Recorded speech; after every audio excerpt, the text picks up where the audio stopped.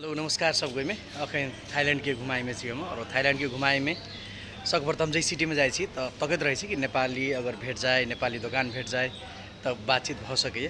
तो थाईलैंडो में अखन हम एलिए तो 2-3 दिन से हम रेगुलर अहिया 2 दिन से अहिया खाना खा रहा छी।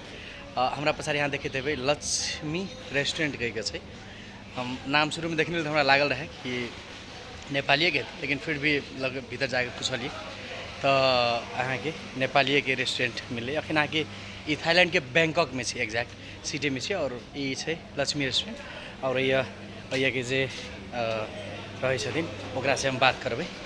सो नमस्ते नमस्ते, हामी यहाँ छौँ लक्ष्मी रेस्टोरेंट में छौँ थाईलैंड को बैंकॉक। वहाँ हुनुहुन्छ, हजुरको नाम के पर्यो? लक्ष्मी तिमसिना हजुर।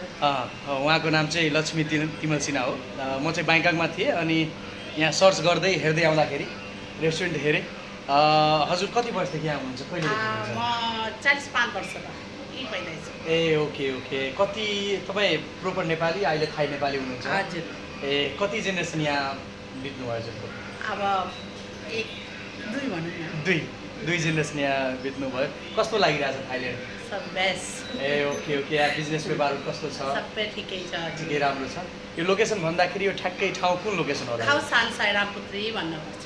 ए ब्याङ्ककको? हजुर खौसान। ब्याङ्ककको खौसान है? हजुर। ए ओके ओके ओके। सो तपाईँहरू यदि ब्याङ्कक आउँदै हुनुहुन्छ भने यो खौसान ठाउँमा आउन सक्नुहुन्छ। आउन सक्नुहुन्छ। हजुरहरूलाई जतिखेर पनि सर्वरण गर्न सक्नुहुन्छ। ए तपाईँहरूको यो फ्यामिली कतिजना हुनुहुन्छ? हामी 4 जना छौँ हजुर। ए ओके ओके। छोरी म श्रीमान। ए ओके ओके ओके। सुरुमा कसरी आउनुभयो यहाँ, लाइक थाइल्यान्ड कसरी? ए ओके ओके। यहाँ अझै नेपालीहरू छ कि छैन? बहुत छन्। लाइक ब्याङ्ककमा धेरै नेपालीहरू छ? धेरै।